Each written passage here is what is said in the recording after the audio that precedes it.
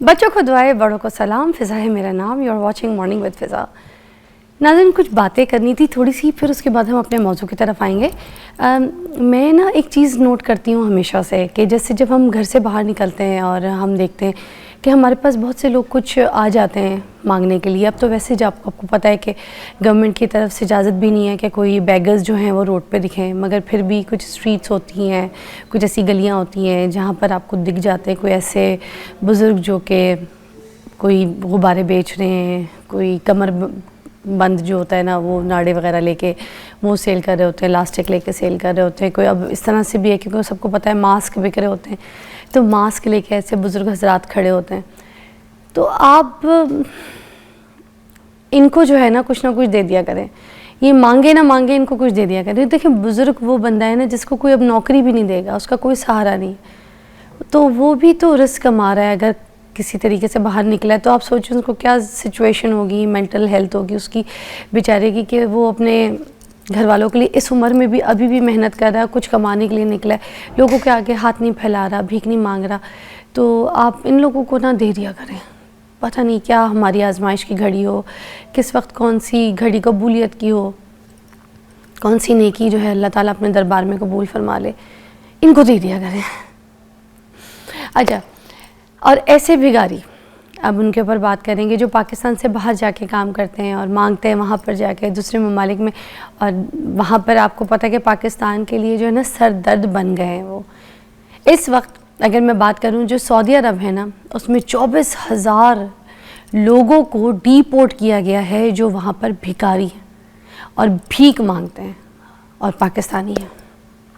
51,000 अफराद को ऑफलोड किया गया है नाज़रीन इस साल, ठीक है। और अगर सऊदी अरब में देखें तो सबसे ज़्यादा 24,000 अफराद जो है ना भीख मांगने की वजह से डिपोर्ट किए गए।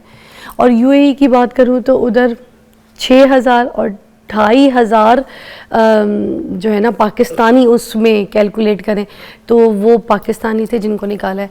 तो आप ये देख लीजिए कि इस हिसाब से अगर मैं ये कहूँ कि हम अपने पूरी दुनिया में आप देख लें क्या कर रहे हैं।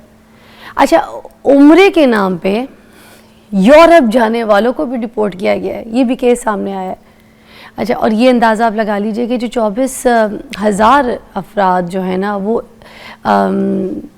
कंबोडिया गए थे और 12,000 वापस नहीं आए।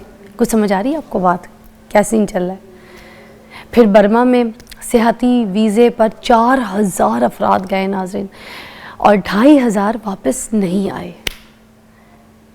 तो अब फिर ये लोग कहते हैं कि आप एयरपोर्ट से जो है ना ऑफलोड किया जाता है, क्यों किया जाता है, तनकीद करते हैं, इसके ऊपर बातें करते हैं, ठीक है। मगर सूरत हाल जो है ना नाज़रीन वो यही है जो मैंने अभी आपको बताई है। आप अंदाज़ा लगा लें ख़ुद फिर कि हम पाकिस्तान से जो लोग जा रहे हैं, इतने इतने लोग, और कितने लोग जाके भिखारी बन रहे हैं और कैसी कैसी करतूतें और कैसी कैसी हरकतें सामने आ रही हैं।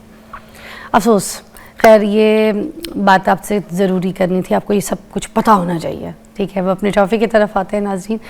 आज हमने बात करनी है आटे के हवाले से, क्योंकि देखें ये दुनिया का सबसे बड़ा मसला बन गया। अगर मैं इसको बोलूँ ना कि सिर्फ पाकिस्तान का, तो पूरी दुनिया में अभी तक इस चीज़ पे जो है ना लोगों को समझ नहीं आती। ख़ास तौर पे जो हमारे एशियंस लोग हैं वो ये सोचते हैं कि भाई हमने जो खाना खाना है, जो सब्ज़ी बनी है, जो सालन बना है ना, उसको खाने के लिए हमारे पास जो चीज़ है वो या तो चावल है या फिर रोटी की फॉर्म में।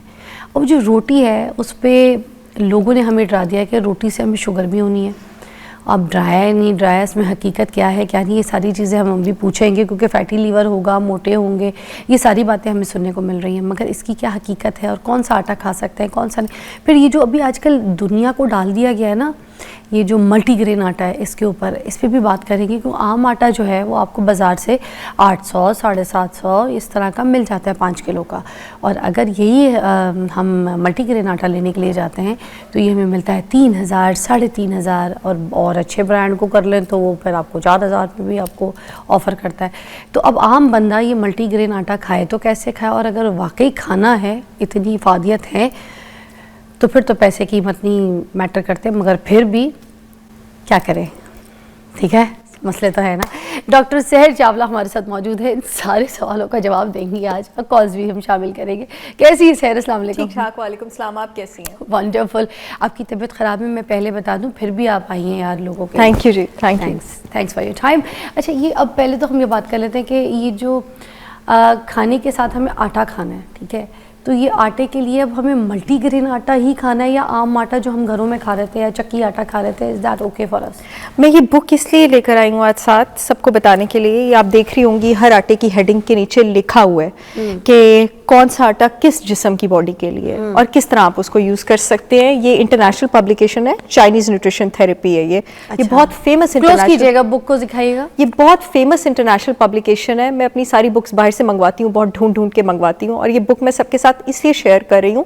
वैसे ये लेमैन को समझ नहीं आएगी, वो डॉक्टर जिसने बायोकेमिस्ट्री और न्यूट्रिशन पढ़ी हो उसको भी कम से कम 2 महीने लगेंगे इसकी लैंग्वेज समझने में। अच्छा। मुझे लगे थे। मैं इस बुक को 2021 से पढ़ रही हूँ। हाँ। तो इसमें से मैं आप लोगों को थोड़ा आसान करके बता दूंगी कि चाइनीज़ न्यूट्रिशन के हिसाब से, जिसके मेडिकल फैक्ट्स में एक्चुअली किस बॉडी के लिए कौन सा आटा होता है। हर बॉडी के लिए एक आटा नहीं होता है, and atta as such is not bad अगर आपकी बॉडी को उसकी ज़रूरत है।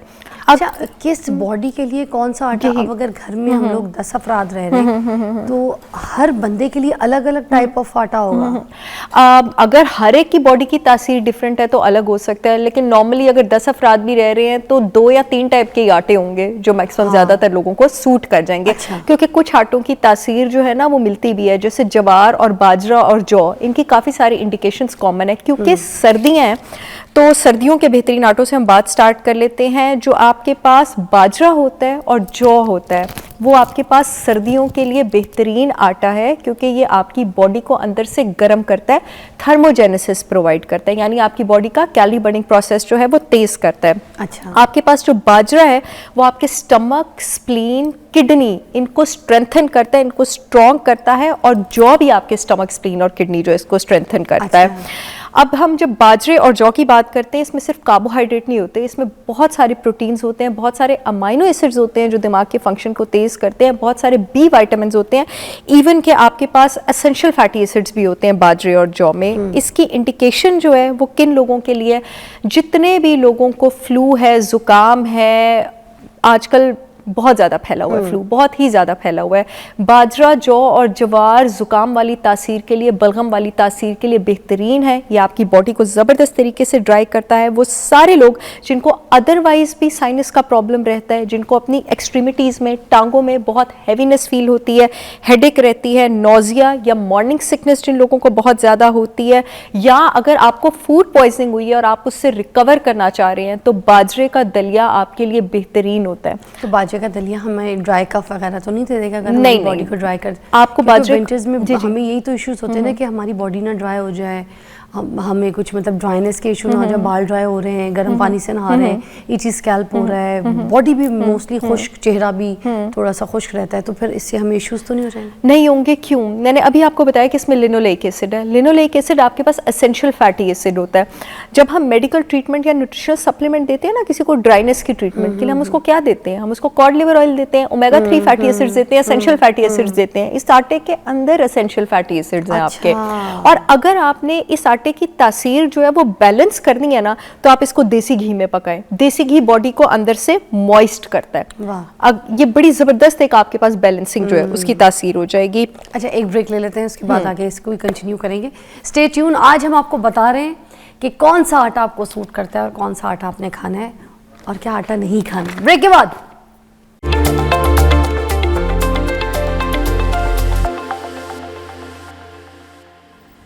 Welcome back. सहर चावला हमारे साथ मौजूद है, वहीं से कंटिन्यू करेंगे जहां छोड़ा था। और क्या बता रही थी आप, कौन कौन से आटे के बारे में? मैं थोड़ा गंदम के बारे में भी बताऊंगी, क्योंकि गंदम को ना बहुत ज़्यादा सबने ईवल समझना शुरू कर दिया है। गंदम तो गंदम की नहीं मिलता, उतनी गंदम की गलती है नहीं। वो ग्लूटेन फ्री का ट्रेंड जो है, खैर ग्लूटेन फ्री के हक में मैं ग्लूटेन फ्री लाइफस्टाइल भी फॉलो करती हूँ, उसके हक में बहुत ज़्यादा बात भी करती हूँ। वो इसलिए क्योंकि ग्लूटेन से लोगों को इससे प्रॉब्लम हुई है कि उसको कंटेमिनेट बहुत किया गया है। अच्छा। उसमें मिलावट बहुत की गई है, तो इस वजह से अब मोस्टली लोगों की बॉडी ग्लूटेन एलर्जिक है। लेकिन गंदम के मैं कुछ फ़वाइद पे बात करना चाहूँगी। ये आपके दिल को, आपकी तिल्ली, स्प्लीन को, गुर्दे को और जिगर के नेटवर्क को मजबूत करती है। मैं आपको बताऊं, हॉट फ्लैशेस के लिए आई एम श्योर ये इन्फॉर्मेशन अभी तक किसी ने नहीं दी होगी। जो अनाज, जो आटा सबसे ज़्यादा रिकमेंडेड है वो गंदम रिकमेंडेड है, और उसको आपने किस तरह प्रिपेयर करना है वो भी मैं बताऊंगी। Gandum is a source of natural estrogen. आपकी बॉडी का सबसे जो सेकंड स्ट्रॉन्गेस्ट एंटीऑक्सीडेंट है, पहला ग्लूटाथायोन होता है जिसके हम लोग टीके भी लगवाते हैं, और जो दूसरा है वो आपके पास सेलेनियम होता है, ठीक है। सेलेनियम आपके पास गंदम में रिच होता है। मैं ये मेनोपॉजल औरतों के लिए बताना चाहूँगी कि फ्रेशली ग्राउंड, पिसा हुआ कुक्ड गंदम का पॉरेज लें, तकरीबन 50 ग्राम डेली, और 2 हफ्ते तक कोई गोश्त ना लें, और तेज़ स्पाइसेस जो है उसको अवॉइड करें, और कैफ़ीन को, तो आपके मेनोपॉज के सिम्टम्स को बहुत सुकून हो सकता है। वो सारे लोग जिनको बहुत ज़्यादा एजिटेशन रहती है, ये मैं खुद से नहीं मार रही हूँ, ये इंटरनेशनल पब्लिकेशन से इतनी मुश्किल लैंग्वेज में लिखा हुआ ईजी करके आप लोगों की खातिर बता रही हूँ। जिन लोगों की बॉडी में बहुत ज़्यादा एंग्जाइटी, इरिटेबिलिटी रहती है, बहुत ज़्यादा जिनका वेट नहीं बढ़ता है, जिनको बहुत ज़्यादा लूज स्टूल रहते हैं, रात को नींद नहीं आती है, आपने 2 कप पानी लेना है, उसमें 2 टेबलस्पून मैं बहुत सारे पेशेंट्स इससे ट्रीट कर चुकी हूँ, मैं बता दूँ, 2 टेबलस्पून आपने कोर्सली ग्राउंड गंदम डालना है 30 मिनट के लिए। थोड़ा सा उसमें आपने आधा टीस्पून मुलट्ठी डालना है, और ये गर्म हो, इसको पी जाना है। अगर आपको बगैर वजह के बुखार रहता है, खुश्क मुंह रहता है, पसीना रहता है, तो ये बेहतरीन है। और ये जो मैंने रेसिपी बताई है ना, इन्फेंट्स और टोडलर्स हैं, जिन लोगों के छोटे छोटे बच्चे हैं, ठीक है, 2 साल से लेके 7 साल तक, उनके बुखार के लिए बेहतरीन ये रेसिपी, इसका कोई साइड इफेक्ट नहीं है। अब जिन लोगों के अनस्टेबल इमोशंस है ना, गंदम उसका भी इलाज करता है। मैंने कहा जरा गंदम के फवाइद पे भी बात करें। आपने 220 ग्राम जो है गंदम लेना है, ठीक है। आपने 50 ग्राम खजूरें लेनी है, 18 ग्राम आपने मुलट्ठी लेनी है। ये सब ट्राइड एंड टेस्टेड है, इसका कोई साइड इफेक्ट नहीं है अगर इन इंडिकेशंस के लिए हो तो। इसको आपने वार्म ड्रिंक करना है, ट्वाइस करना है। ये बलगम, इमोशनल इंस्टेबिलिटी, एंग्जाइटी, इरिटेबिलिटी, इसको आपके पास काम डाउन करता है। उसके अलावा जिन लोगों की रेड और इची आइज़ रहती हैं, और टिनाइटिस, जिन लोगों के कान में घंटी बजती रहती है ना, टिनाइटिस अगर आप बड़े से बड़ी ENT स्पेशलिस्ट के भी पास चले जाए ना फिजा, तो उसका एग्जैक्टली क्योर कोई नहीं है। लेकिन जो ये मैंने वीट की कंकॉशन आपको बताई है ना, जो वीट का पॉरिज बताया, ये उसको कंपैरेटिवली थोड़ा सा ट्रीट करने में हेल्प कर सकता है। क्या करता है ये उसके साथ? ये आपकी थोड़ी सी ये जो कंकॉशन है आपके पास, टिनाइटिस के सिम्टम्स को सूट डाउन करती है। अच्छा। ठीक है। अच्छा, किन लोगों ने गंदम नहीं लेना है? जिन लोगों की बॉडी में बहुत बलगम और नमी, और जिनको साइनस का प्रॉब्लम है, आप लोगों ने बिल्कुल गंदम नहीं लेना, क्योंकि ये आपकी बॉडी के लिए नहीं बना। हर इनाज हर इंसान के लिए नहीं होता, किसी के लिए शफा पहली मर्तबा बातें सुनिए मैंने कि साइनस के जितने भी पेशेंट्स हैं ना, नहीं लेना, तो उनको तो गंदम लेना ही नहीं है। बिल्कुल और नहीं अगर ये ले लेंगे तो ये एग्जैक्टली इनके लिए क्या क्या और ज्यादा फ्लेम होगा। फ्लेम कहते हैं चाइनीज मेडिसिन में नमी को। साइनस जितने भी लोगों को रहता है, इसका मतलब है उनके जिस्म में नमी की कंडीशन है। आपने वो चीज़ तो नहीं देनी ना जो नमी दे। जितने भी लोगों को साइनस का प्रॉब्लम है, आप बाजरा लेंगे, जौ लेंगे, जवार लेंगे। जौ भी आप तब लें जब आपको पूरा यकीन है कि आपका वेंडर जो है वो बहुत ईमानदार है, क्योंकि जो ओट की क्रॉप होती है ना, उसकी जो कल्टिवेशन होती है वो वीट की विसिनिटी में होती है, हमेशा वीट के करीब होती है, तो अक्सर वो वीट से कंटेमिनेटेड होती है। अगर आपका वेंडर बहुत ईमानदार नहीं है तो अच्छी क्वालिटी का लें, अच्छी जगह से लें, रिप्यूटेबल जगहों से लें, ISO सर्टिफाइड। और यही सेम चीज़ है बच्चों के लिए भी, अगर बच्चे को साइनस का प्रॉब्लम है, आपको पता है इशू सेम तो अच्छा बिल्कुल सेम आप यूज़ कर सकते हैं।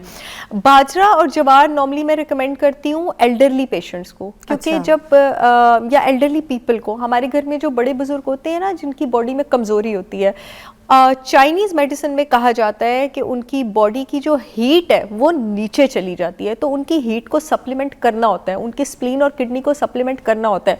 तो ये बाजरे और जौ के दलिए जो हैं, आपकी घर में जो भी लोग 60 से ऊपर हैं, उनको ज़रूर आप दिया करें। अच्छा जी, उनके लिए बहुत बेहतरीन है। और अगर हमारे पास टाइम है तो मैं मकई के आटे पे भी बात कर सकती हूँ।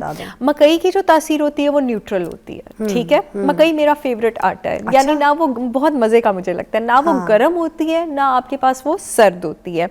ये आपके नहीं बढ़ाता वजन नहीं, अगर आप मॉडरेशन में लें तो वजन नहीं बढ़ाता। अच्छा, अगेन फिर कुछ ऐसे लोग हैं जिनकी बॉडी के लिए कोई भी ग्रेन नहीं होता, जिनको कोई ग्रेन सूट नहीं करता, जैसे SIBO, small intestinal bacterial overgrowth. आपकी स्मॉल इंटेस्टाइन में बैक्टीरिया होना नहीं चाहिए, 90% हाजमे का एंजाइम होना चाहिए। कुछ लोगों में बड़ी आंत में बैक्टीरिया होना चाहिए। बड़ी आंत से हिजरत करके, माइग्रेशन करके अगर स्मॉल इंटेस्टाइन में बैक्टीरिया आ जाए, उस कंडीशन को सीबो कहा जाता है। उसको आप पहचानते कैसे हैं? वो सारे लोग जिनको दाल, सैलेड, सब्जी खा के इतनी ब्लोटिंग होती है कि उनकी ज़िंदगी और पूरा दिन अजाब हो जाता है। आप सबको सीबो है। अच्छा, अब जिन लोगों को लाइट ब्लोटिंग होती है उनके लिए ठीक है? लाइट ब्लोटिंग भी होती है एज इन आधा एक घंटा हुई और उसके बाद खत्म हो गई, वॉक किया, हिले जुले, कोई एक्टिविटीज नॉर्मल हो गई तो ठीक है, वो ठीक है। वो उस ब्लोटिंग की अगेन ये एक और टॉपिक निकल जाता है। ये वजह हो सकती है कि उनके स्टमक में एसिड कम हो। यहीं से आप अपने आपको पकड़ लें, संभाल लें, एप्पल साइडर विनेगर लेना शुरू कर दें और थोड़ी देर के लिए ग्रेन फ्री हो जाएं, आपका ये प्रॉब्लम ठीक हो जाएगा। और अगर एक बार ये ब्लोटिंग का इश्यू शुरू हो गया ना खाने के बाद, तो ग्रेन्स पे थोड़ा हथौला कर ही दें। अच्छा, कर दें थोड़ा सा, ठीक है। लेकिन जिन लोगों को बहुत ज़्यादा ब्लोटिंग होती है, आपके लिए कोई भी ग्रेन नहीं है। आप लोग ज़्यादा गोश्त और मछली और कार्निवोर डाइट की तरफ रहा करें। कम से कम 6 मंथ्स का आपको ये एक्सक्लूजन प्रोग्राम करना पड़ता है। एक्सक्लूजन यानी ग्रेन्स को, किसी भी खास डाइट ग्रुप को एक्सक्लूड करना पड़ता है। उसके बाद आपकी बॉडी हील होना शुरू हो जाती है। अच्छा, हमारे पास वर्दा सिकंदर आई थी, वो कह रही थी कि जो एप्पल साइडर विनेगर का अगर आपने इस्तेमाल करना है, जैसे आप ब्लोटिंग की भी बात ही कर रही हैं और आपने रेकमेंड भी किया एप्पल साइडर, वो कही थी कि सैलेड की फॉर्म में आपने ले लेना है, किसी चीज़ में डाल के आप खा लें ऊपर, मगर आपने उसको डाइल्यूट करके पानी के अंदर, गर्म पानी के अंदर इस तरह से डायरेक्ट नहीं पीना। तो क्या ये सच है या? डाइल्यूट करके पानी में आप बिल्कुल ले सकते हैं, मैं लेती हूँ, लेकिन उसको हमेशा स्ट्रॉ के साथ लें क्योंकि वो बहुत ज़्यादा एसिडिक होता है। आपके दांतों का एनेमल जो है वो उड़ा सकता है। really? जी, बहुत ज़्यादा एसिडिक होता है। आपने उसको कभी डायरेक्ट नहीं लेना होता। इनफैक्ट आपके पास आयुर्वेदा में अगर आपके मुंह से बदबू आती हो ना, तो आपके माउथ वॉश में आप थोड़ा सा एप्पल साइडर विनेगर डालें और उसके आप गॉगल्स करें। हाँ। वो आपकी मुंह की बदबू का भी बहुत ज़बरदस्त तरीके से इलाज है, लेकिन उसके फ़ौरन बाद आपने ब्रश करना होता है क्योंकि वो आपके दांत का इनेमल उड़ा सकता है। अच्छा। जो वर्दा साहिबा बात कर रही हैं वो तरीका भी ठीक है। हाँ। लेकिन आप इस तरह भी ले सकते हैं। लेकिन वो कही थी पानी में नहीं लेना। पानी में आप ले सकते हैं, पानी में आपको बिल्कुल लेना चाहिए, कोई प्रॉब्लम नहीं है। आप 150 मिलीलीटर पानी में लें। किन लोगों ने नहीं लेना है फिजा? जिन लोगों का गैस्ट्राइटिस और अल्सर बहुत ज़्यादा पेनफुल है और जिनको सिट्रस सूट नहीं कर रहा है, उन लोगों ने तो ना सैलेड की फॉर्म में लेना है, ना पानी की फॉर्म में लेना है। अदरवाइज आप बिल्कुल ले सकते हैं पानी में। It is recommended, it's safe. मैं करती हूँ ऑन एयर, कह रही हूँ। बस पर ठीक है, एक ब्रेक लेंगे, ब्रेक के बाद आपको ज्वाइन करेंगे हमसे, क्योंकि बहुत से लोगों ने पूछा था वर्दा के बाद। जब वर्दा ने ये बात बोली थी तो मैंने कहा उसका सही एक तरीका दोबारा हम पूछेंगे ज़रूर अपने प्रोग्राम में। तो ये आपने सुन लिया, ब्रेक के बाद मिलते हैं। आटे पे बात कर रहे हैं।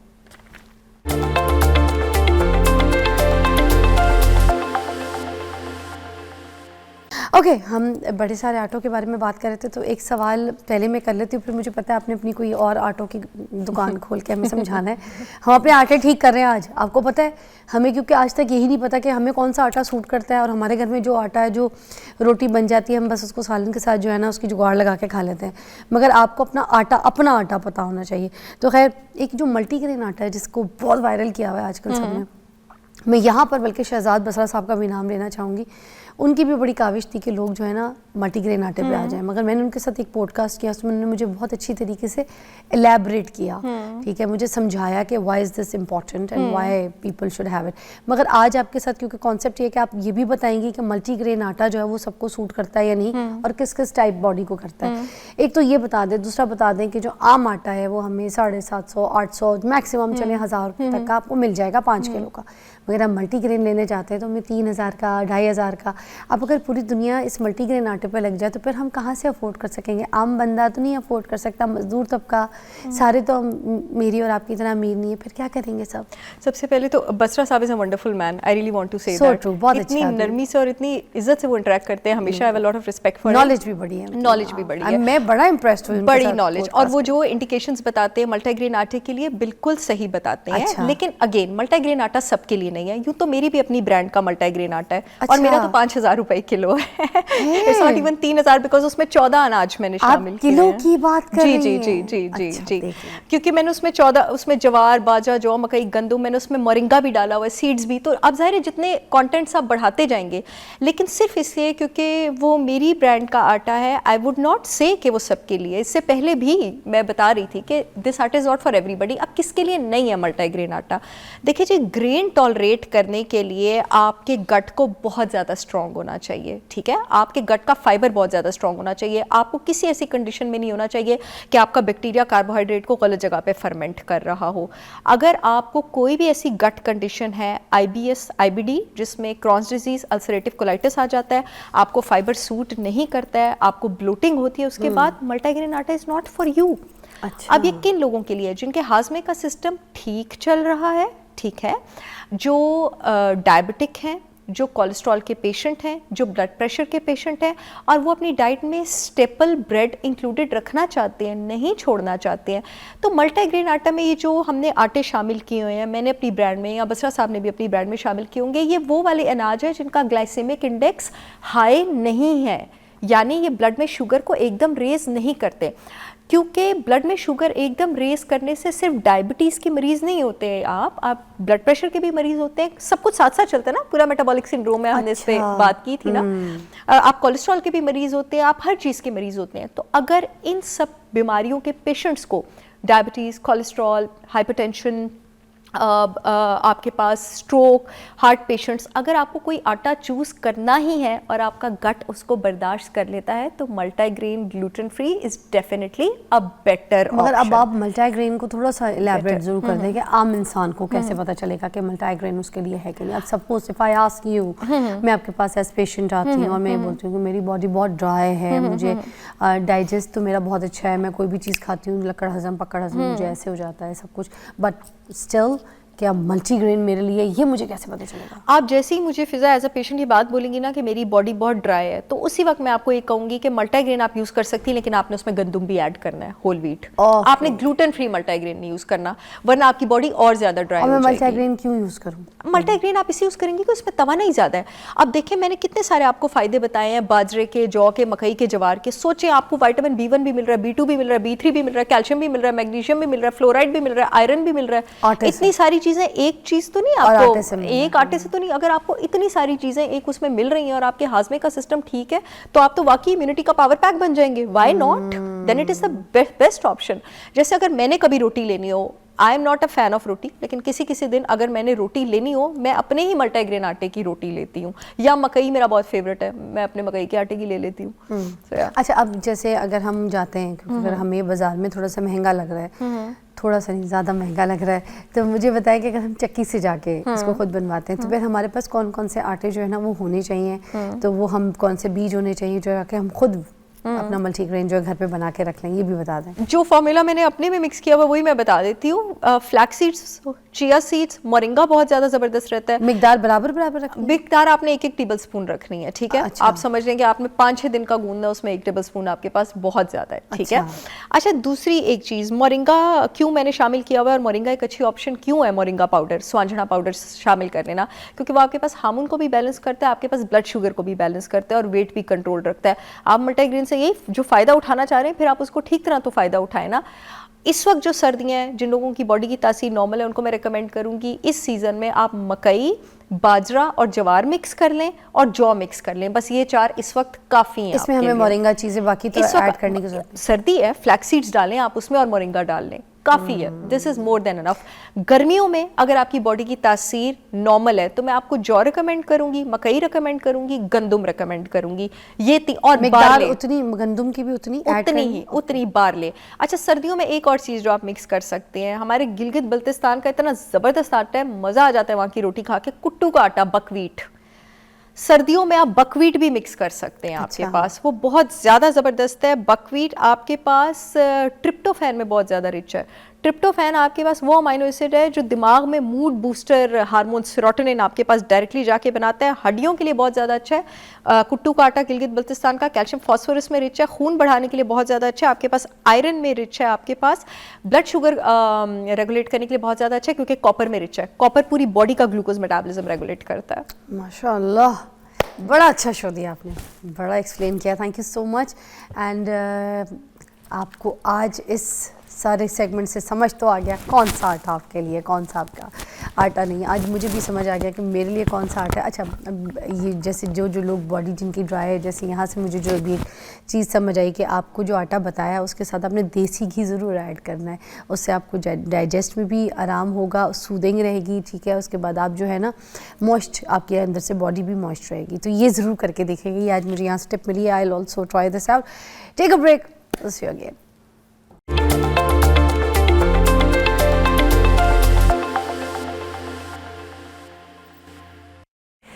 वेलकम बैक नाज़रीन, ज़बरदस्त टॉपिक के ऊपर बात करेंगे हम, और बात करेंगे एआई के हवाले से, क्योंकि देखिए दौर सारा का सारा एआई का आ गया है। अब एजुकेशन के अंदर जो बच्चों की स्पेशलिटीज़ हैं और बच्चों को जो पढ़ाने के तरीके हैं वो डिफरेंट हो गए। अब हम किस तरीके से एआई को अपने बच्चों की एजुकेशन में शामिल करें, हम एआई की हेल्प कैसे लें, क्योंकि देखें पूरी दुनिया जो है ना वो एआई की तरफ चली गई है। हर चीज़ के अंदर, इवन मेरा जो ये शो है इसके अंदर भी एआई का बहुत अहम किरदार है। हम टेक्नोलॉजी को अडॉप्ट करते हैं और हमें करना चाहिए, इट्स वेरी हेल्दी, और पूरी दुनिया इस पे काम कर रही है, तो व्हाई नॉट पाकिस्तान अभी तक इससे पीछे क्यों है? क्योंकि हमारा जो एजुकेशन सिस्टम है जिसमें जहाँ पे बच्चों को पढ़ाया जा रहा है अभी भी वही पुरानी चीज़ें पढ़ाई जा रही हैं। जियोग्राफियाँ पढ़ा दें, ठीक है, मुताला पाकिस्तान पढ़ा दें, ठीक है, मैथ का रट्टे लगवा दें, ठीक है, अलजबरा पढ़ाते रहें, अलजबरा यही कराए जा रहे हैं हम तो बच्चों को। हम एआई की मदद तो नहीं ले रहे, जबकि अगर हम एआई के साथ जुड़ जाएं तो हमारा काफ़ी टाइम टेकिंग जो है, जो बच्चों को हम पढ़ाने का है, वो बड़ा क्विक हो जाएगा। अब लोग जो पढ़ाने के लिए भी बैठे ना हमारे स्कूल वगैरह में, टीचर्स, उनकी कोई तरबियत नहीं हुई है, ये याद रखिएगा। मौजूदा दौर के साथ उनको ट्रेंड नहीं किया गया अभी तक। अगर उनको ऐसा ट्रेन किया जाएगा तो फिर वो बच्चों को जो आगे की तालीम देंगे, रिसर्च देंगे, जो पढ़ाएंगे वो फिर टेक्नोलॉजी के हिसाब से पढ़ाएंगे। आज इस पर बात करने के लिए जवाद अब्रेज़ खान साहब हमारे साथ मौजूद हैं और माहिर तालीम है, किसी तारुफ के मोहताज नहीं, बट हमारे प्रोग्राम में पहली बार आए हैं। अस्सलाम वालेकुम। वालेकुम सलाम। कैसी तबीयत है? अल्हम्दुलिल्लाह। अच्छा, आज एजुकेशन के हिसाब से बात करें तो पहला सवाल ही मैं आपसे करना चाहूँगी कि किस तरीके से हम एआई की हेल्प ले सकते हैं हमारे एजुकेशन सिस्टम के लिए, बच्चों के लिए? बिल्कुल, जैसे फ़िज़ा आपने कहा कि मॉडर्न दौर के अंदर एआई टेक्नोलॉजी है जो है वो तमाम शोबा है ज़िंदगी में शामिल हो चुकी है। एजुकेशन के अंदर एआई टेक्नोलॉजी के थ्रू हमने बहुत ज़्यादा जदीद तकाज़ों को पूरा करते हुए बच्चों की तरबियत के ऊपर और तालीम के ऊपर काम करना शुरू किया है। जैसे कि हम सबसे पहले एक ऐप की बात करते हैं, चैट जीपीटी, जो आप भी यूज़ करते होंगे और भी बहुत सारे लोग यूज़ करते हैं। एजुकेशन सेक्टर के अंदर इतनी ज़्यादा तब्दीलियाँ कि अब बच्चों का जो कोर्स है वो मुकम्मल तौर पर एआई टेक्नोलॉजी बेस्ड होने जा रहा है। यानी कि अब आने वाले वक्त के अंदर क्लासरूम्स के अंदर आपको एक ह्यूमन टीचर नज़र नहीं आएगा, बल्कि एक एआई टीचर जो है बच्चों को पढ़ा रहा होगा। उसका फ़ायदा ये होगा कि जैसे एआई टीचर जो है वो बीमार नहीं होगा, एआई टीचर जो है उसको गर्मी नहीं लगेगी, एआई टीचर जो है वो उसको सर्दी नहीं लगेगी, एआई टीचर जो है वो कंपैरेटिव स्टडी करके आगे आएगा, एआई टीचर जो है वो घसीला नहीं होगा, वो बच्चों को डिग्रेड नहीं करेगा, वो बच्चों को उनके माइंड के मुताबिक, उनकी सोच के मुताबिक, उनके विजन के मुताबिक उनको पढ़ाएगा। यानी कि अब हम ये नहीं कहेंगे, बंदर को ये नहीं कहेंगे कि तुम शेर की तरह काम करो, यानी कि हर इंसान, हर बच्चा डिफरेंट पैरामीटर का है। एआई टेक्नोलॉजी के थ्रू, एआई टीचर के थ्रू हम बच्चों को असेस करके उनका माइंड पढ़कर उसके मुताबिक बच्चों की तरबियत कर सकेंगे और बच्चों को आगे वाले वक्त के लिए तैयार कर सकेंगे। फिर ये जो टीचर्स हैं स्कूल्स में जो पढ़ा रहे हैं, जिनकी खुद की तरबियत नहीं हुई है और वो अपने ही पुराने हिसाब से पढ़ा रहे हैं, तो इनको खा नहीं जाएगा? देखिए, तो नौकरियां खा जाए। देखिए, मैं हमेशा कहता हूँ कि एआई जो है वो तब्दील करेगा निज़ाम को, ह्यूमन की जगह एआई आएगा, लेकिन याद रखिएगा कि अच्छे इंसान का कभी भी कोई नेमुल बदल नहीं है, कॉम्पिटेंट इंसान का कभी भी कोई नेमुल बदल नहीं है, स्किलफुल इंसान का कभी भी कोई नेमुल बदल नहीं है। एआई टेक्नोलॉजी आए, आज भी मैं आपको बताऊं, अगर माँ बाप भी आए कि आ जाए, माँ बाप का कोई नेमुल बदल होता है, टीचर भी, मैं हमेशा टीचर के लिए कहती होती हूँ कि जो टीचर है वो भी बिल्कुल माँ बाप की तरह से होते हैं। एक तरबियत आपको घर से मिलती है और एक टीचर से, मगर आज का टीचर बदल गया, वो टीचर पहले होते थे। बिल्कुल ऐसा ही है। अगर किसी को अब मिल जाए तो वो लकी है। बिल्कुल ऐसे ही है। स्पिरिचुअल फादर कहा गया टीचर को, स्पिरिचुअल मदर कहा गया, लेकिन मैं समझता हूँ कि आज का टीचर जो है वाकई उसको अपने ऊपर काम करने की बहुत ज़्यादा ज़रूरत है। और एआई टेक्नोलॉजी के थ्रू देखिए, मार्केट में जब कोई दूसरा ब्रांड आता है ना, तो पहले ब्रांड को बहुत मेहनत करनी पड़ती है कि वो मार्केट में सर्वाइव कर सके। इस तरह से अब मैं समझता हूँ कि अब मौजूदा टीचर्स को बहुत काम करना होगा अपने ऊपर, क्योंकि अगर उन्हें एआई टेक्नोलॉजी के साथ कंपैरेटिव चलना है, मुकाबले में चलना है, तो उनको बहुत ज़्यादा काम करना होगा अपने ऊपर। जवाद अब्रेज़ साहब, ये जो चाइना है वहाँ पे तो स्कूल मुतारिफ करवा भी दी गए हैं, वहाँ पे अब बच्चे जो हैं वो एआई के रोबोट्स हैं, जो उनके टीचर्स हैं उनके थ्रू वो बच्चों को पढ़ा रहे हैं, और बड़ा टाइम जो है ना वो इतना टेकिंग नहीं है, बच्चे बहुत अच्छी तरीके से पढ़ रहे हैं, समझ रहे हैं और लेटेस्ट टेक्नोलॉजी जो है वो अपना रहे हैं। बिल्कुल ऐसे ही है। चाइना के अंदर, जापान के अंदर, फिनलैंड के अंदर जहाँ पर बेहतरीन एजुकेशन मॉडल्स हैं, वहाँ पर ये टेक्नोलॉजी को आम कर दिया गया। और इवन कि आपके पाकिस्तान के वज़ीर-ए-आज़म ने भी प्रेस कॉन्फ्रेंस के अंदर, तकरीर के अंदर ये कहा कि अब बच्चों को, हम नौजवानों को भेजेंगे कि वो AI की जो तालीम हासिल करके आएँ और अपने मुल्क के अंदर AI टेक्नोलॉजी के हवाले से अवेयरनेस क्रिएट करें। देखिए, आने वाला वक्त, बिल गेट्स कहता है कि 10 साल के बाद एजुकेशन सिस्टम टोटली तब्दील हो जाएगा। AI जो है वो मुकम्मल तौर पर इंसानों की जगह ले लेगा। और देखिए फ़िज़ा, मैं ये समझता हूँ कि टेक्नोलॉजी को सीखना और टेक्नोलॉजी को बच्चों को सिखाना भी बड़ा इंपॉर्टेंट है। सिर्फ मैं समझता हूँ कि AI के थ्रू हम ना सिर्फ निज़ाम को बेहतर करेंगे, ना सिर्फ हम एजुकेशन सिस्टम को बेहतर करेंगे, बल्कि जो ह्यूमन एरर और ह्यूमन मिस्टेक्स थी, ह्यूमन बिहेवियर्स के ऊपर काम किया जा रहा था, जिसकी वजह से माशरे के अंदर तब्दीली नहीं आ रही थी, वो भी AI के थ्रू पॉसिबल है। देखें, AI के थ्रू हम बच्चे को असेस करके उसके माइंड के मुताबिक, उसकी सोच के मुताबिक उसके एग्ज़ाम्स बनाएंगे, उसकी प्लानिंग्स बनाएंगे, बेहतर प्रोनंसिएशन होगी, बेहतर जो है बच्चे को डिलीवर किया जाएगा, बेहतर बच्चे को असेस किया जाएगा और इवन के फ्यूचर प्रेडिक्शन भी की जाएगी AI के थ्रू कि फ़लाँ बच्चा देख रहे हैं। एक आम टीचर तो नहीं बता सकता कि ये फ़लाँ बंदा बड़ा होकर ये बनेगा, कोई फ़िज़ा भी बन सकती है, कोई फ़लाँ बड़ा होकर शायर बनेगा, लेकिन AI के थ्रू हम ये असेस करेंगे। देखिए 16 तरह के पर्सनैलिटी टाइप्स हैं, मतलब इंसान ने क्या बनना है, 16 तरह की पर्सनैलिटी टाइप्स। आप मुझे डिस्क्राइब करिए कि हमें पता तो चले कि कौन से 16 टाइप्स हैं। ब्रेक के बाद ज्वाइन करते हैं जवाद साहब।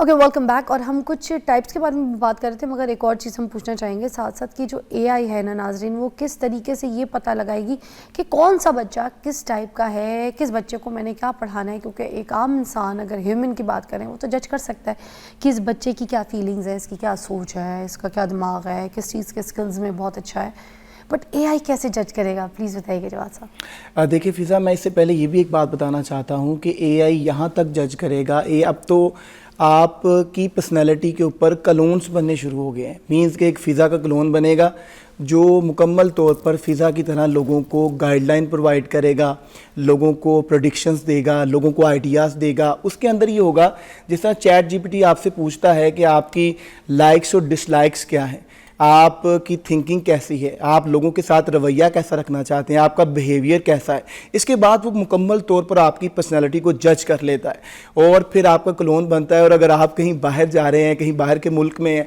बहुत सारे लोगों ने ये बना भी लिया है अपनी पर्सनैलिटी के हवाले से, अब उनके जो एम्प्लॉयज़ हैं वो वहाँ से भी गाइडलाइन ले लेते हैं। आने वाला वक्त AI का है और इसमें इतनी ज़्यादा चेंजिंग्स और मॉडर्निज़म आएगी कि आप देखेंगे कि मुकम्मल तौर पर दुनिया बदलने जा रही है। अब मैं आपकी बात के ऊपर आता हूँ। देखें, एक आम टीचर जो है वो बच्चे को गेट कर लेता है कुछ क्वेश्चंस के बाद, कि जैसे मैंने आपको बताया कि कोई बच्चा अगर बोलता अच्छा है, वो कोई बच्चा अगर लीडर अच्छा है, किसी की कम्युनिकेशन पावर अच्छी है, कोई मैनेज अच्छा कर लेता है, कोई बर्दाश्त अच्छा कर लेता है, किसी का इंटेलिजेंट कोशेंट अच्छा है, किसी का इमोशनल कोशेंट अच्छा है, किसी का स्पोर्ट्स कोशेंट अच्छा है, इस तरह से सोशल कोशेंट अच्छा है, तो उसकी पर्सनालिटी टाइप बनती है। और बताया जाता है कि ये बच्चा बड़ा होकर अगर एंकर बनेगा, डॉक्टर बनेगा, इंजीनियर बनेगा, लॉयर बनेगा, तो ये ज़िंदगी के अंदर अपनी जॉब को बड़ा इंजॉय करेगा। फॉर एग्जांपल, अगर आप मेरी बात करें तो मुझसे अक्सर पूछा जाता है कि आप इस एज के अंदर एजुकेशन का इतना बड़ा सेटअप चला रहे हैं, इतने ज़्यादा अदारे, स्कूल्स, तो आप इस चीज़ को इंजॉय कर रहे हैं? तो मैं कहता हूँ, मैं इंजॉय नहीं, मैं इश्क कर रहा हूँ अपने काम से। मुझे लगता है कि मैं बनाया ही इसलिए गया था। मुझे लगता है कि अगर मैं ये काम ना करता तो शायद ज़िंदगी के अंदर मुझे कोई और काम करना ना आता। बकौले शायर करूँगा क्या अगर हो गया नाकाम मोहब्बत में, मुझे तो कोई और दूसरा काम भी नहीं आता। तो मैं ये समझता हूँ कि इस तरह से पर्सनैलिटी टाइप के हवाले से AI बच्चों को जज करेगा, बच्चों को गेट किया जाएगा, बच्चों की इंफॉर्मेशन ली जाएगी। अच्छा, बच्चों का माइंड में किस किस टाइप की पर्सनालिटीज हैं जवाद साहब? हाँ, मैं आपको बता रहा हूँ कि 16 तरह की पर्सनालिटी टाइप्स हैं, जिसमें हम देखते हैं, जज करते हैं कि जैसे एक बच्चा जो मैनेज करने में अच्छा है, एक बच्चा जो क्लास के अंदर उसका बिहेवियर बहुत ज़्यादा स्मूथ है, एक बच्चा जो एक लीडर बिहेवियर रखता है, तो उसको हम पर्सनैलिटी टाइप के अंदर लेकर आते हैं कि ये लीडर पर्सनैलिटी टाइप का बच्चा है, ये जो है वो कम्युनिकेटर पर्सनैलिटी टाइप का बच्चा है, ये बच्चा जो है वो बड़ा होकर इंजीनियर बने। कुछ बच्चे आपको देखे होंगे कि वो अकेले रहने में खुश रहते हैं, वो कंप्यूटर के ऊपर खुश रहते हैं। अच्छा, जो बच्चे आइसोलेट होते हैं, जी जी बिल्कुल, वो बच्चे जो हैं उनके अंदर प्रोडक्टिविटी होती है, इतनी बिल्कुल क्रिएटिविटी होती है। या फिर जो वो बच्चा जो आइसोलेट नहीं होता और बहुत सोशल होता है, उसको बड़ा कॉन्फिडेंस होता है बोलने में, बात करने में, दबंग होता है, या जो आइसोलेट बच्चा होता है उसका कॉन्फिडेंस ख़त्म हो जाता है? मतलब थोड़ा सा डिफरेंशिएट करिएगा, फिर आगे मैं ये भी पूछूंगी। बिल्कुल, मैं आपको बताता चलूं कि जो बच्चे आइसोलेट हैं, अंदर बैठे हुए हैं, ये बच्चे इंजीनियर्स बनते हैं, ये बच्चे क्रिएटिविटी करते हैं, ये बच्चे लैब्स के अंदर रहते हैं, यही बच्चे तो रिसर्च करते हैं, आईटी के साथ भी जुड़े हुए हैं। आपने देखा ना, या तो वो अपने कंप्यूटर के साथ कोई काम कर रहे होते हैं, या ई कॉमर्स का कोई काम कर रहे हैं, या कोई भी ऐसा काम जो कि वो बच्चे सोशलिज्म में ज़्यादा खुश भी नहीं रहते। उनका जो सोशल कोशेंट जिसकी हम बात कर रहे थे वो वीक होता है, उनका emotional quotient, intelligence quotient strong होगा, सोशल कोशेंट उनका वीक होगा। इसी तरह से तो पर्सनालिटी टाइप बनती है। मैंने आपको बताया कि अब हमारी बड़ी बड़ी ऑर्गेनाइजेशंस के अंदर, इवन के नासा के अंदर, जब किसी इंसान को हायर करना होता है तो वहाँ पर उसकी पर्सनालिटी टाइप मुकम्मल तौर पर निकाली जाती है, फिर उसके बाद उसको हायर किया जाता है। इसी तरह से पाकिस्तान के अंदर बड़ी बड़ी ऑर्गेनाइजेशंस के अंदर पर्सनालिटी टाइप के मुताबिक बच्चों को जज करना शुरू कर दिया। इवन के हम स्कूल के अंदर पर्सनालिटी टाइप पढ़ाते भी हैं, बच्चों को सिखाते भी हैं, और फिर बच्चे खुद जज करते हैं कि सर जिस हवाले से आपने गाइड किया, जो चीज़ें आपने बताई, मेरे अंदर ये चीज़ें पाई जाती हैं। सर मुझे लगता है कि मैं इंजीनियर बन के खुश रहूँगा, सर मुझे लगता है मैं लीडर बनूँगा, सर मुझे लगता है कि मैं एंकर बनूँगा, सर मुझे लगता है कि मैं लॉयर बनूँगा, क्योंकि जो खूबियाँ और जो क्वालिटीज़ और जो डिसिप्लिन आप बता रहे हैं वो सारी की सारी क्वालिटीज़ मेरे अंदर हैं। और जैसे आपने कहा कि जो बच्चे आइसोलेशन में रहते हैं, आइसोलेट करते हैं, यही बच्चे तो रिसर्च करते हैं। आपको कभी कोई साइंसदान या रिसर्चर बाहर नज़र नहीं आएगा, वो लोग बेसिकली लैब्स में मौजूद होते हैं, रिसर्च कर रहे होते हैं। रिसर्चर का क्या काम है कि बाहर आके लोगों के अंदर कम्युनिकेशन करे। अब ये सारी जो फिजिकल चीज़ें हैं जो कि आप एक इंसान के बारे में बता रहे हैं, कि वो तो जज कर सकता है किस तरीके का बच्चा है, उसकी ये बॉडी लैंग्वेज है, ये सोच है, एक्टिविटीज़, बट ये एआई कैसे जज करे? बिल्कुल, अब कहा जाता है कि जो बच्चा आने वाले वक्त में सवाल नहीं कर पाता, सवाल नहीं करता, पूछता नहीं है, वो बच्चा एआई के दौर में पीछे रह जाएगा। इसलिए तो ज़्यादा तालीम के महकमों के अंदर ज़्यादा कॉन्फिडेंस के ऊपर काम किया जा रहा है, करैक्टर बिल्डिंग के अंदर काम किया जा रहा है, कम्युनिकेशन स्किल्स के ऊपर काम किया जा रहा है। कहा जा रहा है आप सवाल करेंगे, एआई को सवाल करेंगे, वो आपकी पर्सनैलिटी टाइप को गेट करेगा, वो आपके बारे में जानेगा। जब आप और हम कम्युनिकेशन करेंगे तो ही पता चलेगा ना मेरे अंदर क्या है, आप क्या सोचती हैं। इस तरह जब हम एआई से बात करते हैं, कम्युनिकेट करते हैं, सवाल करते हैं, तो वो हमारी पर्सनैलिटी टाइप को गेट करता है।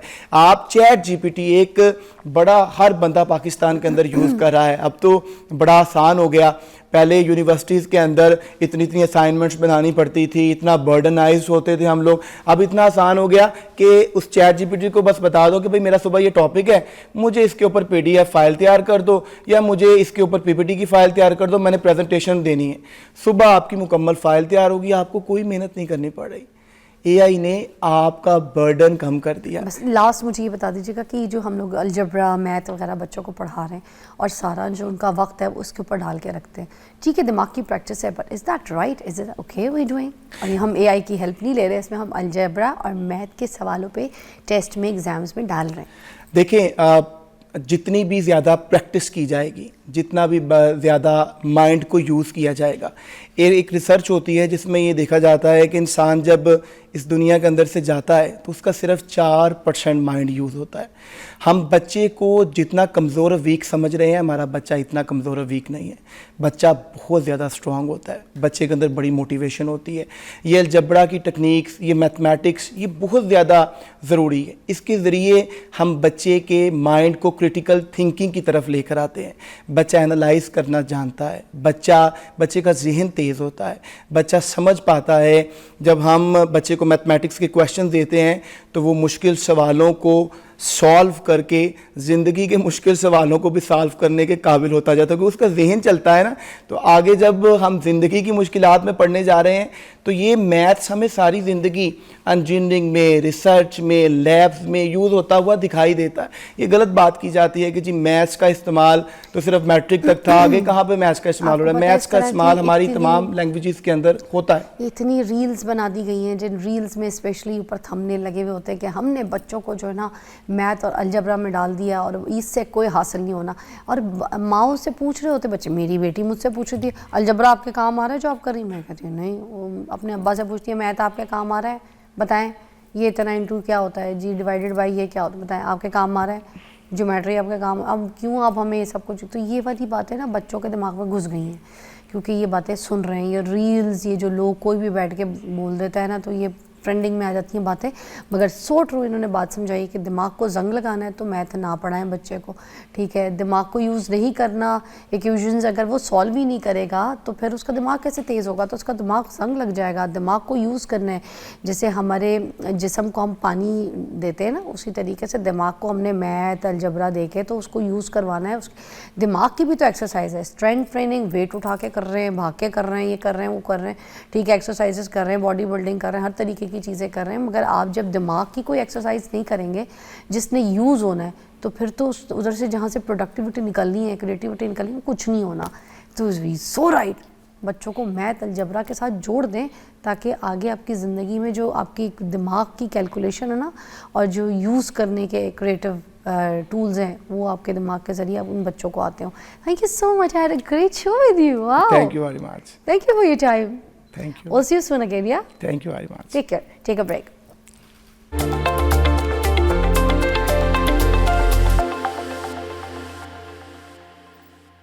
Welcome back, you watching morning with Fiza. नाज़रीन, अभी असाब की कमज़ोरी जो है ना, पट्ठों की कमज़ोरी जिसको हम कहते हैं, उसके ऊपर बात करेंगे। हमारे साथ ज़बरदस्त मेहमान मौजूद हैं। हकीम मुज़म्मिल हुसैन आरिफ साहब हमारे पास आते रहते हैं आपकी रहनुमाई के लिए।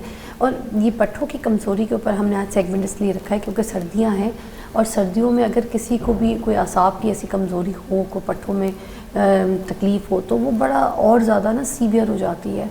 मतलब ऐसा लगता है, हम ये सोच रहे होते हैं कि हमारे पट्ठे पे पट्ठे चढ़ गए हैं, उठने में, चलने में, फिरने में हमारी बड़ी तकलीफ़ होती है। क्योंकि देखें सर्दियों में ना तो हम बहुत ज़्यादा एक्सरसाइज करते हैं, ना ही तो हम ज़्यादा पानी पीते हैं और ना ही हमारी एक्टिविटी कोई इतनी होती है, जिसकी वजह से पट्ठे और ऐसा लगता है कि वो जो ना जकड़ गए हैं, उन्होंने हमें जकड़ लिया है। तो बात करते हैं मुज़म्मिल साहब से। अस्सलाम वालेकुम हकीम साहब। वालेकुम अस्सलाम वरहमतुल्लाहि वबरकातुहू जी, खैरियत से आप? अल्लाह का शुक्र है। अच्छा हकीम साहब, ये जो पट्ठों की कमज़ोरी है, पहले तो ये समझा दीजिए काम देखने वाले को कि ये है क्या, क्यों होती है, इसकी वजूहात क्या हैं, फिर उस पर आ जाएंगे। असल में हमारा जो जिस्म है कुदरत ने बनाया, ये बहुत सारे निज़ाम के ताबे है। इसमें बहुत सारे निज़ाम ऐसे हैं कि जो इसकी सेहत को बहाल रखने में मुआवन होते हैं। मतलब निज़ाम इंहज़ाम है, निज़ाम इखराज है, निज़ाम दौरान खून है, इसी तरह से निज़ाम आसाब है। अगर हम इसकी आसान तारीफ़ इससे भी करें ना, तो वो ये है कि हमारे जिस्म का जो कंट्रोल रूम है ना, कंट्रोल रूम को आसाब कहा जाता है। हमारे जितने जिस्म के निज़ाम हैं उन सब को अगर कोई कंट्रोल कर रहा है ना, तो वो हमारे जिस्म के आसाब कर रहे होते हैं। अच्छा। वो दिमागी आसाब भी हैं, वो रीढ़ की हड्डी के आसाब भी होते हैं, वो पेट के आसाब भी होते हैं, वो चेस्ट के आसाब भी होते हैं। यानी ये सब के सब जो है ना, किसी सिग्नल के इंतज़ार में होते हैं कि कहाँ पे क्या मसला है, किसको कितनी चीज़ चाहिए, किसको कितनी खुराक चाहिए, किसको किस हद तक जो है वो वर्किंग करनी है, वो सारी वर्किंग को मैनेज करने का ये काम करते हैं हमारे आसाब। इसलिए फिर बहुत सारी बीमारियों के साथ साथ कभी ऐसा होता है कि बीमारी कोई होती है लेकिन उसकी अलामत नहीं होती है, तो फिर हमें ये देखना पड़ता है कि कहीं कोई पट्ठों में कोई मसला तो नहीं आ गया हुआ है, तो उसकी वजह से ये प्रॉब्लम शो हो रही होती है। फिर किन वजूहात की वजह से ये बीमारी होती है, पट्ठों का मसला? हाँ जी, पट्ठों की कमज़ोरी उम्र के बढ़ने के साथ साथ जैसे जैसे जिस्म की दूसरी चीज़ें बढ़ती हैं, जैसे हड्डियाँ मजबूत होती हैं, गोश्त मजबूत होता है, दिमागी सोच मजबूत होती है, ऐसे ही जिस्म के आसाब भी मजबूत होने होते हैं। मतलब 11, 12, 13, 14 साल की उम्र में। लेकिन अगर इस उम्र में ही हम इन आसाब पर इनकी ज़रूरत से ज़ायद बोझ डाल देते हैं, मैं आसानी से सिर्फ समझा दूंगा कि हमारी आँख का एक वक्त तक देखना है, मतलब अगर हम उसकी हद से ज़्यादा उसको जो है वो देखेंगे लगाना तो- शुरू कर दें। अच्छा ठीक है, जी। एक ब्रेक लेंगे, ब्रेक के बाद हम ज्वाइन करते हैं, ब्रेकिंग न्यूज़ है, विल सी यू। जी।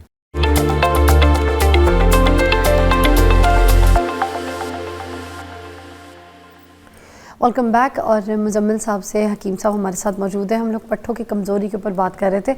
अच्छा, तो आप हमें कुछ मोटी मोटी वजूहात बता रहे थे कि क्यों होती है ये। जी, असल में ना असाबी कमज़ोरी हो या जिस्म का कोई भी निज़ाम हो, जब हम जिस्म पर उसकी ज़रूरत से ज़ायद बोझ डालेंगे ना तो वहाँ से बीमारी शुरू हो जाती है। इंसानी जिस्म के जितने अज़ाद जिस हद तक वो मौजूद हैं और उनका वो काम है, अगर हम उससे ज़ायद उनसे काम लेना शुरू करेंगे तो फिर वो आहिस्ता आहिस्ता अपनी हैसियत से कम हो जाते हैं और कमज़ोर होना शुरू हो जाते हैं। तो ये जो स्ट्रेस है और ये जो क्या कहते हैं बेचैनी है, ये भी असाब को कमज़ोर करने में काम करती है। देखें, कभी ऐसा होता है स्ट्रेस और बेचैनी गैर इख्तियारी होती है, मरीज़ के इख्तियार में नहीं है, तो इसका मतलब ये है कि उसके आसाब इतने मजबूत नहीं हैं। आपने एक जुमला सुना होगा, फलाना बड़े मजबूत आसाब का बंदा है। ये उसको कहा जाता है कि जो हर चीज़ को बर्दाश्त करने की शक्कत रखता है, मतलब वो गमी, खुशी, किसी का रवैया, किसी का दबाव वो बर्दाश्त कर सकता है। मतलब उसके आसाब इतने मजबूत होते हैं कि ना उसका दिल दबाव में आता है, ना उसका दिमाग दबाव में आता है, ना उसका जिस्म दबाव में आता है।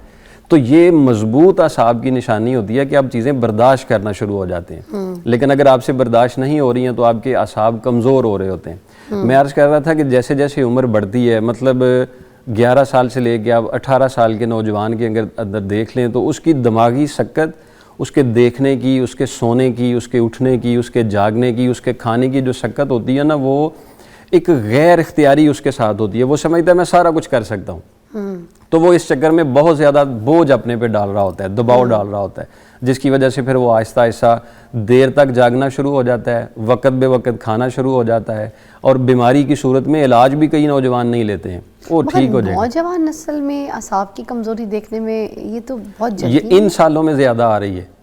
पिछले 5 सालों में ये आसाब की कमज़ोरी ज़्यादा आती चली जा रही है। बल्कि आपके पास तो काफ़ी केसेस आए होंगे, 2-3 साल के बच्चों को ग्लासेस लगे हुए होते हैं। मतलब उनकी नज़र 2-3 साल की उम्र में जो है वो कमज़ोर हो जाती है। कई की तो बाई बर्थ होती है, उसमें भी फिर देखा जाता है कि माँ ने अपनी सेहत का ख्याल नहीं रखा होता तो फिर बच्चे पर उसके असरात आ रहे होते हैं। अगर मैं आपसे इब्तदाई अलामत पूछूं तो उनमें फिर ये चीज़ें भी हैं। जी, इब्तदाई अलामत ज़ोफ़े असाब की ये होती हैं कि आपके सर में अचानक से दर्द शुरू हो जाना और फिर हल्का हल्का दर्द रहना। आपको नज़ला आधे ज़ुकाम, सर का दर्द, पूरे सर का दर्द, क्या कहेंगे? यही मैं अर्ज़ करने लगा हूँ, मतलब किसी बीमारी की वजह से नहीं है। मतलब नज़ला ज़ुकाम बंद हो जाए तो कभी कभार आधे सर का दर्द शुरू हो जाता है। नज़ला ज़ुकाम रुक जाए तो दर्द शुरू होना शुरू हो जाता है, या ठंड लग जाए तो दर्द होना शुरू हो जाता है। लेकिन ऐसी कोई चीज़ नहीं है हुई, लेकिन उसके बावजूद आप काम थोड़ा ज़्यादा करते हैं तो आपके सर में दर्द होना शुरू हो जाता है। तो ये पहली अलामत है कि आपके दिमागी असाब कमज़ोर हो रहे हैं, इसलिए वो आपकी जो काम करने वाली शक्कत है उसको बर्दाश्त नहीं रख पा रहे होते हैं। फिर ये जो गर्दन के पीछे वाले हिस्से होते हैं, कंधे होते हैं, गर्दन होती है, इन पर एक अकड़ाव सा आ जाता है। मतलब इसी हालत में बैठे हैं तो थोड़ी देर के बाद किसी मरीज़ को ऐसे ऐसे करना पड़ता है। कई बंदे ऐसे होते हैं, वो कंधों पर हिला रहे होते हैं, दबाव दे रहे होते हैं, तो उनके कंधों पर जो है वो असाब जो होते हैं ना वो कमज़ोर हो रहे होते हैं। या कभी कभार ऐसा होता है बदहज़मी भी नहीं होती, तेज़ाबियत भी नहीं होती, तबखीर भी नहीं होती, लेकिन पेट दुख रहा होता है, पेट में दुखन आ रही होती है, वो एक अकड़ाव वाली दुखन होती है। दुखन होगी जी, दुखन होती है। पेट दर्द होता है जो अंदरूनी तौर पर बदहज़मी का दर्द होता है, एक दुखन होती है कि पेट दुख रहा है बस।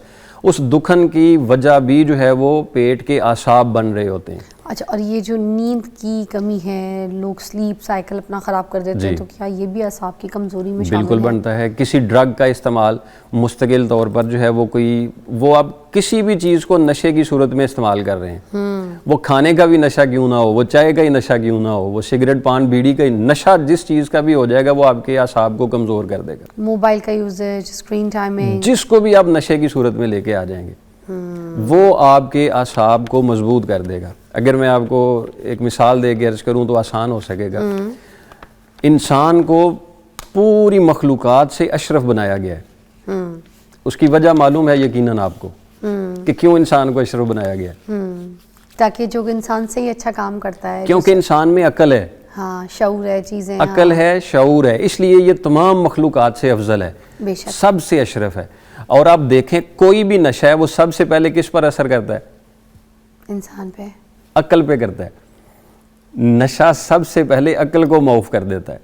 अच्छा, नशा सबसे जाके पहले इधर सुन करता है। जी सुन कर देता अच्छा, है, ठीक दिमाग सुन कर देता है, अक्ल सुन कर देता है। नशा दिमाग को जाके लगता है। जी हाँ, बिल्कुल, सही कह रहे हैं। दिमाग सुन हो जाता है ना, हम इसलिए कहते हैं उसमें ना नशा किया तो दिमाग सुन हो गया। जी दिमाग सुन हो गया, यही तो मिसाल उसकी कहते उसकी जो है ना वो सोचने समझने की सलाहियत खत्म हो रही होती है। अच्छा, तो नशा किसी भी चीज का है वो आपसे आपके अशरफ होने का दर्जा छीन रहा है, ये ज़हन में रखें। अच्छा, तो फिर देखें जैसे ही नशा दिमाग पर असरअंदाज हुआ तो दिमागी आसाब को उसने अपनी लपेट में ले लिया, जिससे फिर पूरा जिस्म जो है वो उसके जेरे ताबे आ जाता है। अब बड़ी नशे वाले अच्छी बंदे को पता नहीं होता क्या हो रहा होता है। हाँ, इसलिए तो इसका मतलब है कि याददाश्त की कमजोरी भी जी। आपकी असाब की कमजोरी में कमजोरी हो सकती है, आपके कंधों का दर्द आपकी असाब की कमजोरी हो सकती है, आपके हाथ पाँव में ये जो हल्की हल्की कपकपाहट होती है, हाथ पाँव का सुन्न होना जो होता है, ये असाब की कमजोरी हो जाती है।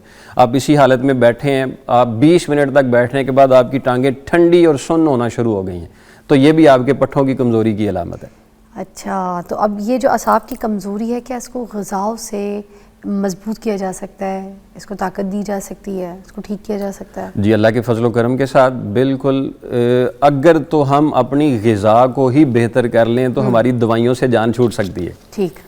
हर चीज़ दवाई से ठीक नहीं होती है और हमें हर चीज़ दवाई से भी ठीक करनी नहीं चाहिए। ग़िज़ाई तौर पर ही कुछ नुस्खा मैं नाज़रीन की खिदमत में पेश कर देता हूँ। आपने एक नाम सुना होगा, मजून दिमागी। नहीं, ये मजून दिमागी। मजून दिमागी, मजून के नाम बहुत से सुने, मतलब ये दिमागी मैंने मजून है, पहली दिमागी मजून एक बड़ी मशहूर है, मुआशरे में चलती है, अच्छा। इस्तेमाल की जाती है। हम आज मजून दिमागी बनाने का तरीका बता देते हैं। बार। वाह, आसानी से घर में बैठ के आप मजून दिमागी तैयार करें और हर छोटी बड़ी एज वाला उम्र का बंदा इस्तेमाल करे। अल्लाह के फजल से दिमागी थकन, बोझ, दबाव, स्ट्रेस, परेशानी, काम का बोझ जो हो रहा होता है, ये उसको ख़त्म करने में मुआवन साबित होगी बताएं, इंशाअल्लाह, प्लीज़ बताएं। अल्लाह के फजल करम के साथ। ये आसान सी चीज़ें हैं। ये अंजीर। अंजीर है। ठीक है। ये अंजीर की अगर हम तिब्बी तौर पर, इस्लामी तौर पर तारीफ़ करेंगे तो बहुत लंबा बाब चाहिए इसका, लेकिन सब दोस्तों को पता है कि ये क्या फ़ायदे रखती है। ठीक है। ये अंजीर ले लेनी है 3 अदद, सिर्फ 3 लेनी है। ठीक। और ये एक चीज़ है, ये मैंने थोड़ी मेहनत की है इस पर और ये मैं निकाल के लाया हूँ, आपको दिखाता हूँ। ये आप तोड़ के अखरोट लेकर आए जो कि दिमाग की शक्ल का है। जी, ये पूरा साबुत। वाह, ये बिल्कुल है दिमाग। मतलब दिमाग मजबूत करना है तो दिमाग खाओ, हाँ, लेकिन ये वाला दिमाग खाओ, अगले का ना खाओ। हाँ जी, ये वाला दिमाग खाएं तो उससे फ़ायदा होगा। ये एक पीस ले लेना है अखरोट का और 3 अंजीर लेनी है और इसके साथ आपने ले लेनी है 5 काली मिर्च। अच्छा, हाँ जी, और साथ ले लेने हैं आपने 5 बादाम। ठीक है। और इसके साथ आपने ले लेने हैं 5 ही मेवे या मुनक्का। अच्छा, मेवा भी मिल जाता है, मुनक्का भी मिल जाता है। ओके। ये तो आपने खून की ले ली। सप्लाई के लिए भी बड़ा अच्छा है। जी जी, ये वाली आपने 1 2 3 4 5 चीज़ें हैं। इन 5 चीज़ों को लेके आपने मिक्स कर लेना है। इनको कूट लें, थोड़ी सी मेहनत कर लें, मिक्स करके इनकी एक माजून आसानी से घर में बैठ के तैयार हो जाएगी। वाह, खुश जायका भी होगी, बेहतरीन होगी। अगर बच्चों के लिए और लजीज करना चाहते हैं तो इसमें थोड़ा सा शहद डाल दें। वाह, जितनी ये बने उसका आधा चम्मच 1 चम्मच इसमें शहद डाल दें और ये अपने पास महफूज रखें। जो जिस तरह के दफ्तर के काम करने वाला बंदा है, सुबह खाली पेट आधा चम्मच ले ले और रात को सोते वक्त जो है वो आधा चम्मच ले ले। इंशाअल्लाह अल्लाह के फजल से जो है वो दिमागी तौर पर वो बहुत ज़्यादा मजबूत हो जाएगा। थैंक यू सो मच हकीम मुजम्मिल साहब ने ज़बरदस्त नुस्खा दिया है और अपना बहुत ख्याल रखिएगा। ये चीज़ें इस्तेमाल कीजिए, आपके दिमागी असाब को जो है ना मजबूत कीजिए। बहुत कमज़ोर हैं, इसलिए तो हम ये चवले मारते फिरते हैं, पता नहीं क्या क्या हरकतें करते फिरते हैं। दिमाग को तेज़ करें, दिमाग को मजबूत करें। अल्लाह हाफ़िज़।